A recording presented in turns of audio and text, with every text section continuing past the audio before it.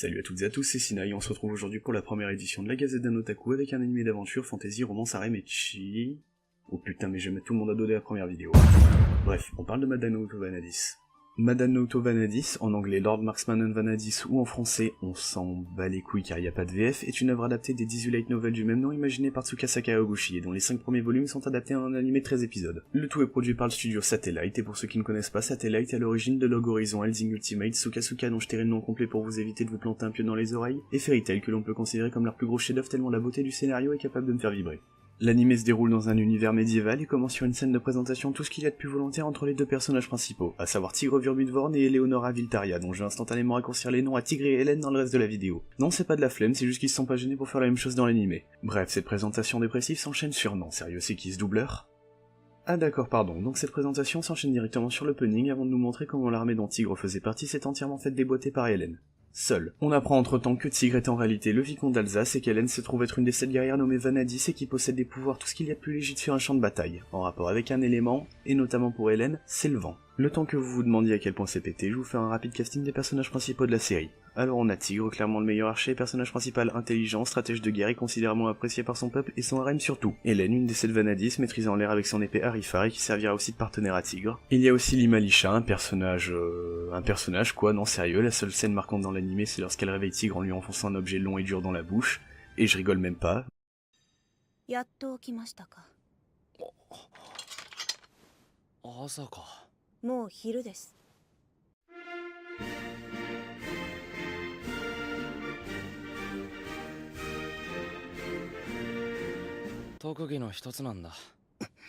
Alors talent, ok, caché, je pense pas vu comment il a l'air d'en avoir rien à foutre de tout durant toute la série.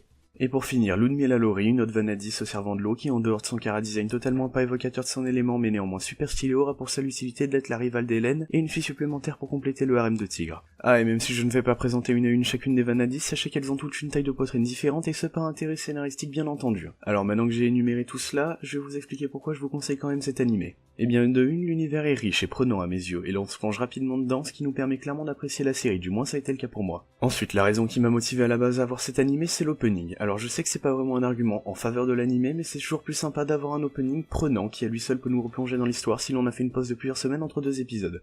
Et puis merde, si vous me croyez pas...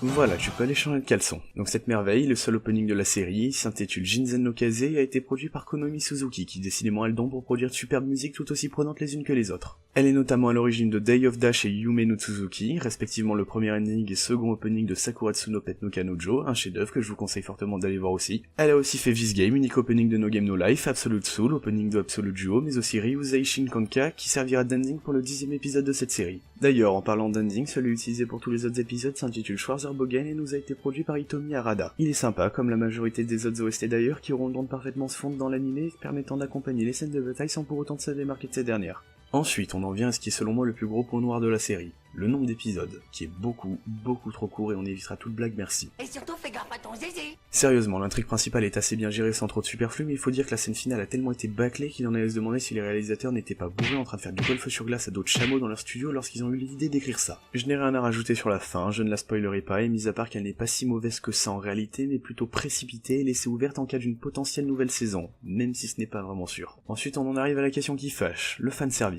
Bon, entre nous, mis à part quelques scènes où il est relativement mal géré et bien trop présent, il n'est en majorité pas spécialement dérangeant. Il est présent entre les scènes de bataille qui font la majeure partie de l'animé, et selon moi, presque un bon point qui permet de rendre l'univers crédible. Alors avant de me faire lyncher, je m'explique, je vous ai dit au début que l'on était dans un univers médiéval et je ne mentais pas, mais justement, comme au vrai temps médiéval, lorsque les hommes revenaient de la guerre, on va dire de manière assez subtile qu'ils aimaient se rincer l'œil, et ici on est clairement dans ce cas. Alors je sais que cet argument est fébrile et que les réalisateurs n'ont certainement pas pensé une seule seconde à ça lors du développement de l'animé et qu'il suffit de voir ce qu'ils ont déjà pu produire pour voir que leur dissimulation du ecchi est tout sauf subtile. Une autre chose serait de voir que la comédienne de doublage d'Hélène n'est autre que Haruka Tomatsu, qui a juste doublé Asuna dans Sword Art Online ainsi que Lala Sataline dans To Love Ru. En remarquant ça, on peut clairement se rendre compte de manière définitive que mon argument peut être très facilement déconstruit, mais je m'en fiche, je l'ai trouvé seul et j'en suis plutôt fier donc à mes yeux il compte. Et puis au pire, merde, la sexualisation des personnages elle est pas si abusée que ça.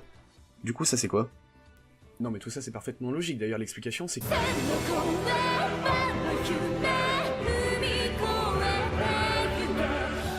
conclure, je vous recommande quand même cet animé. J'ai beau avoir tiré dessus à grands coups de fusil à pompe dans cette vidéo, c'est justement car je l'ai relativement apprécié quand bien même j'ai habituellement horreur du fanservice. Comme quoi, il suffit de s'ouvrir un peu pour apprécier certaines choses que l'on ne pensait jamais regarder. Sachez qu'au final, j'ai quand même apprécié cet animé, j'espère que vous l'apprécierez autant que moi. D'ailleurs, s'il fallait lui donner une note, ce serait 13 sur 20. Certes, ce n'est pas grandiose, mais l'animé n'est pas parfait non plus, comme j'ai pu l'évoquer dans différents points. En bref, c'est une note parfaitement adaptée au moment que j'ai pu passer devant l'animé lorsque j'ai eu pris soin de poser mon cerveau.